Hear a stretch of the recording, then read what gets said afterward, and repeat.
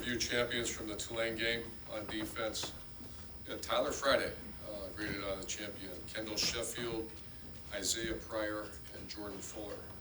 Player of the game was Dante Booker. It's great to see him. He had 3 tackles for loss, 2 sacks, 2 assists.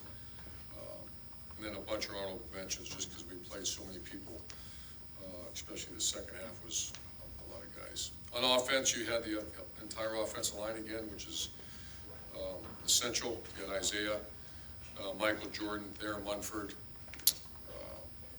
Demetrius Knox, and Malcolm. Luke Farrell graded out a champion. J.K. Dobbins graded out a champion. And a handful of receivers. You had K.J. Hill playing at a high level. Terry McLaurin, Johnny Dixon, Austin Mack, and Ben Victors. His last 2 games have been really, really good. Dwayne Haskins, 21 and 24 for 304 yards in the first half. And then the player of the game was Paris Campbell, 8 receptions for 147 yards, 2 touchdowns. Played well. Our punter was Drew Chrisman, who, by the way, is a great young man. Had a really good day. I guess only punted twice, but he's been real solid throughout. Obviously, a huge game this week, and Nick Bosa still is not ready. It's going to be a few more weeks. We expect him back, and then BB Landers will play this week. So that's good news. So I'll answer any questions for you. We'll open it up. Middle, back, Patrick. Urban, you talked after the game about getting the rushing production up, and I know you've harped on balance. In a game like this coming up, how important is that, and what do you guys do to get that balance back to where you want it? Well, teams are still defending us a lot of single coverage. That's what Tulane did. And, we're at the point where we can, execute the passing game pretty high. So it's a lot of how they, after watching the videotape, the offensive line played pretty well. But then there's a safety hitting you for a 4 or 5 yard gain, and then when that happens, they're leaving you up for single coverage. So a lot of it's how they determine to play us. So if you are throwing the way that you guys have been, is it okay if it's a little bit less balanced than it has been in the past? Yeah, I think everyone knows my feeling on that. Be balanced as you can, but there's times where, the dual threat quarterback, you equate numbers. Right. The throwing quarterback, you throw to equate numbers. So that's the difference. Front row left, Mitch. Urban, Dwayne's getting a lot of attention and will continue to get a lot of attention with the primetime game this week. Can you talk about the qualities that you see in this kid that gives you confidence that he can stay focused on what he's got to do and not be distracted by it? I called him Saturday night. I was driving home and after the game, and I called him just with that message, just stay focused. And we've had some pretty high-profile guys around here, and I've seen it. I've seen it, go both ways. Where one thing about Columbus, Ohio, is this is the show, and they become bigger than life, and we got to really. But he's a very humble guy. He's a very conscientious guy. He comes from a great family, so he's been great so far. Front row middle, Dave. Urban, Brian Snead didn't make the trip for the TCU game. I believe he was not even on the sideline for this past game. Can you give an update on what's going on with Brian Snead? It's just the violation of rules, team rules that we're monitoring. Do you expect will he make the trip for Penn State? We don't know yet. Okay, and one more real quick. Mike Weber, will he play this week? I just saw him this week. Yeah, he'll play this week. Thank you. Second row right, Rob. Urban, there's a report came out over the weekend, Ryan Day coaching waiting. I don't know if you know about that. Gene kind of shot it down in a sense. What are your general thoughts on that whole concept of a coach in waiting? It doesn't work. I haven't given any thought to it. Ryan's an exceptional coach, but I haven't given any thought to that. Front row right, Austin. Urban, this sounds kind of crazy given the way your offense has worked since you've been here and the running backs you have, but have you been completely satisfied with the way you guys have run the ball the last couple of weeks? When you watch the film, it's like I said, I think it's not the same. It's very different offense right now. One was a run first, pass second. This is a do what they give you. So it's very different. I don't think we've ever had a team average over 300 yards passing a game either. So it's different. But the one thing that Ryan and Kevin have done is utilize the skill set we have of the offensive personnel. The way it's changed, did you always defensively? Do you like this sort of, Sure. feels like When a it works. philosophy change? Yeah, once again, you don't go out and recruit just cookie cutter players. You're gonna go out and recruit the best player you can. And when we recruited Dwayne, he had a very good skill set, and so it's our job as coaches to adapt. And I think we have over the years pretty good, we had Alex Smith, and he had a unique skill set. We had Cardell Jones, who was a different player than JT, and you had JT and T-Bows, and so you had Braxton Miller. So we've tried to, I've had very good offensive coaches, obviously, and they take what people can do and do what they do best. Front row left, Bill.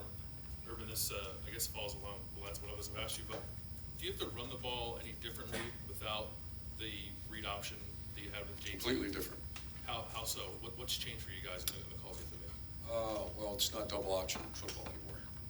And that was the double options are, sometimes you'll see, it looks like a called pass, but that's a run where we're reading the second level defender, so it's completely different. Did you have to put in any new running concepts this year, knowing Sure. that you were facing that? Like, can you give me an idea of just how much of a change is it? Like, how much new is in this offense? It's significant. I mean, that's, you just, where a guy like Tate, now you can go, he's a little bit more of the JT Barrett package. And Dwayne's not. So it's all about equating numbers. Like I said, you equate numbers a handful of different ways. And in the pro-style traditional guy like Dwayne, you equate it by throwing. And spread-style football, you equate it with the Q, the added element of a Q run. And I know you mentioned this is a little different the way you guys are operating on offense. I'm wondering if you've heard any feedback from quarterbacks you're recruiting about how that position is performing for you guys. I know you're kind of locked up for the next two classes, but down the road, have you heard anything different about? Very positive. A lot of them want to do what we're doing right now. Second row left, Ari. Urban, you have some players or a good portion of your roster that's pretty big on faith, and there's an organization called Athletes in Action that I think you've had fundraisers for at your home. What do those fundraisers do, and how important is it to you to support that organization so that your players could have more opportunities? Well, I've always been a huge fan of Athletes in Action. That is its headquarters is not too far from here, 45 minutes away, and we've had two gentlemen named Jim Schmidtke and Tom Rohde that are incredible.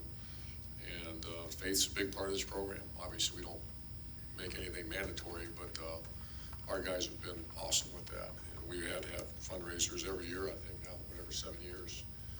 And that was a big part when we came here, that we wanted to make sure our players have access, and whatever they need, the answer is yes.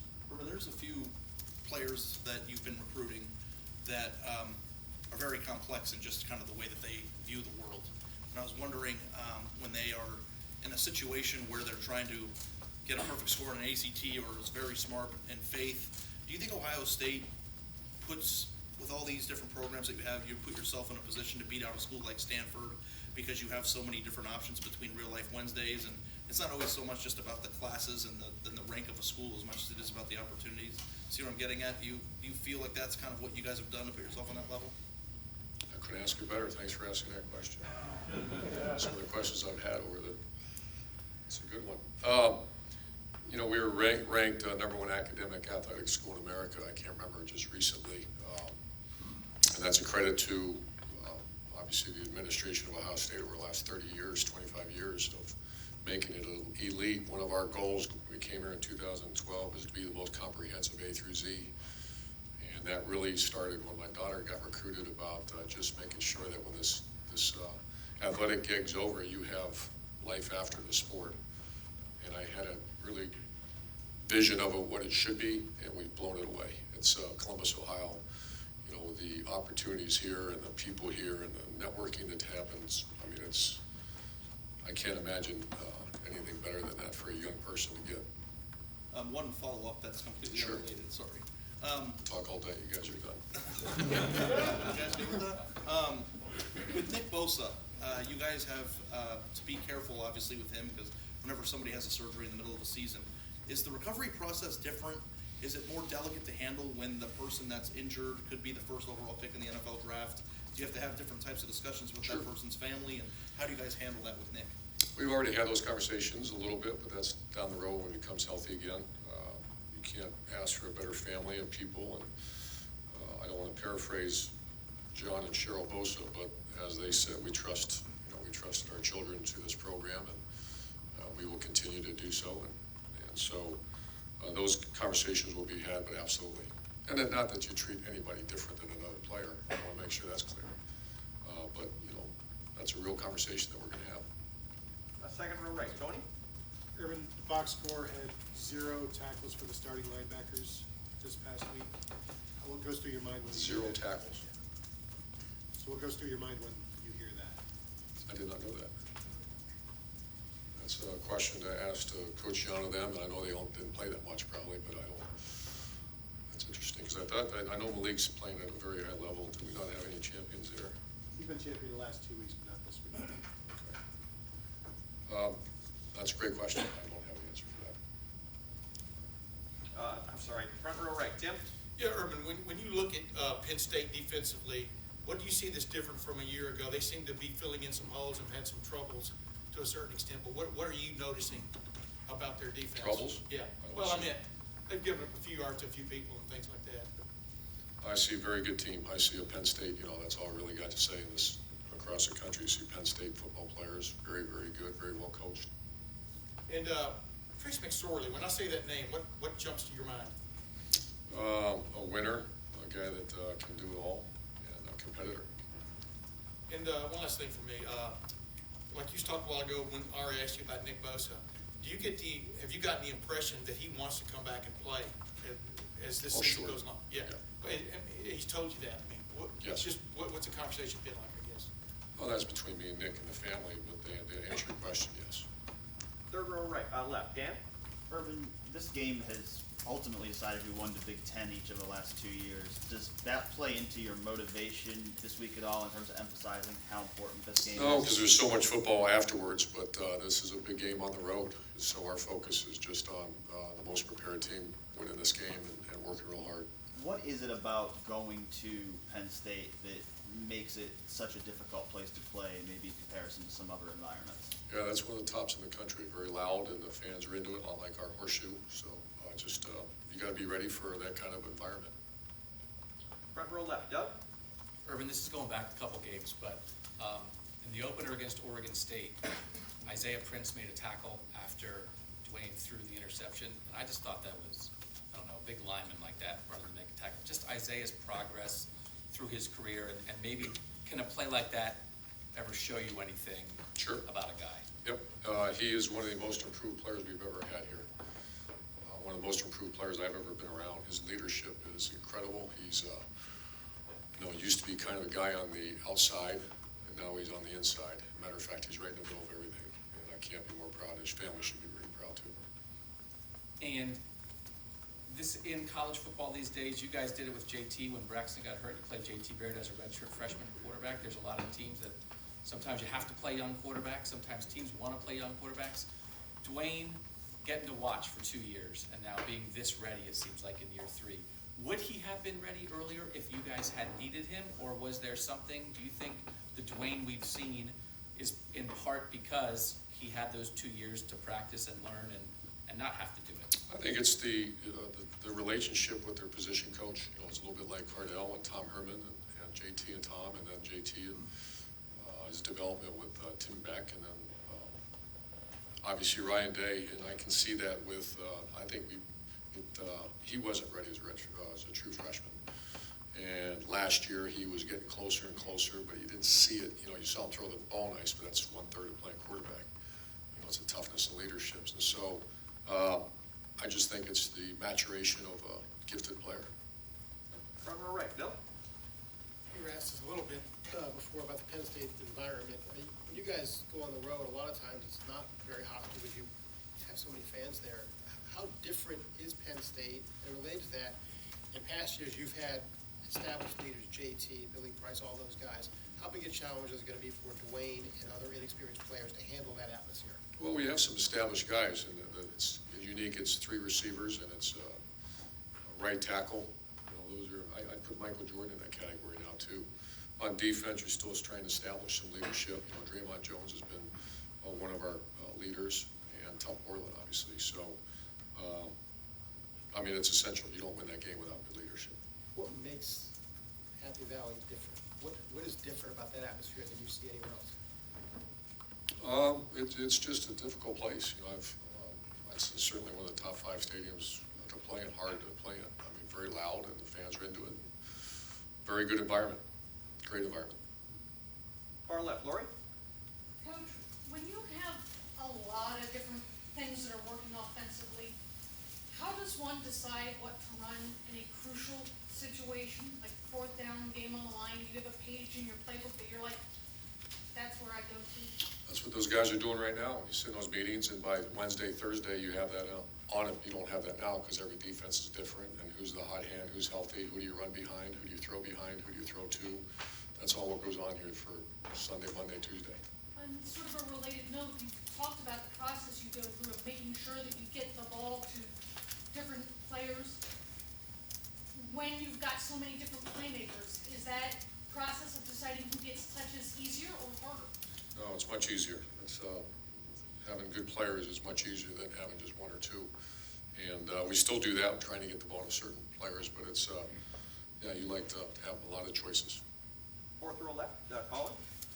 When you see the defensive line has approached an offense or seen an offense that has had a dual threat quarterback in the last couple games for you guys, is there a different mentality that the defensive line needs to have when you face a quarterback with kind of a dual threat option? Completely different. You know, last week was more of a wishbone style triple option. This is going to be a true spread quarterback. And our defense is where this is, you know, JT was this kind of quarterback. So it's much different mindset, and you got to make sure you always account for it. When you have 2 proven runners, both at quarterback and running back, I mean, especially in the second level of the defense, if they get past that defensive line, what should, I guess, the second level be looking for in that? Get him down. I mean, that's a big part of this defense is, you know, you're playing with 11 and a half guys when you're playing with a quarterback that can run. And that's one of the advantages. You know, we've had a lot of yards around here over the last years and years and years because of having that ability to do that. So that's a real threat, and that's something that you have to game plan for. These last 2 individuals, far left, Matt? What we're seeing with this offense, and you mentioned when you have a talented quarterback like Dwayne, you play to his strengths. How much of his success, though, it seems like a perfect marriage in this, where you have this quarterback that has this skill set and this veteran receiver group that has been coming together. Is how much of what we're seeing with the passing offense has to do with that combination?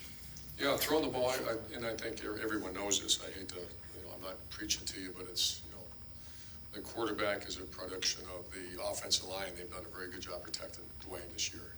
It's also, other than TCU, we get our hands on the ball, we usually catch it, and they've been very good at that. So it's a cumulative effort. And Dwayne to be the first one to admit it, but, you know, having veteran receivers that have a skill set, as everybody can see it on display when we play. And real quick, Dwayne's demeanor, we've got a snapshot of it. He seems like a real even-keeled kid. Like JT was more, you know. Right. What is the difference like? It used to be uneven keeled. Now we pushed it to even, and we're trying to keep pushing it. And he has done a great job. He is a wonderful guy. And final question, over here to the right, Taylor?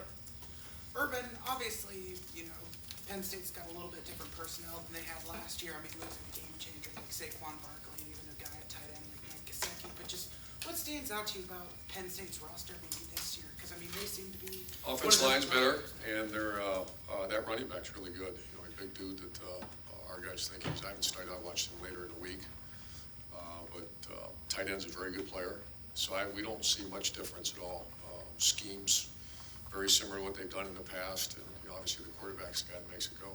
And then obviously, you know, just from 2 years ago, your guys' personnel is a lot different. But how much have you guys been preaching what happened at Happy Valley maybe 2 years ago to maybe some of the younger guys and telling them about how tough it is? That'll come later in the week. This is all about Mondays are day off, getting rest. They come in and you know, maybe look at a little film on their own. But we're not even having that conversation. I'll see how practice goes, and that's a Wednesday, Thursday conversation that Mick usually have. Coach, thank you. Thank you. Thanks,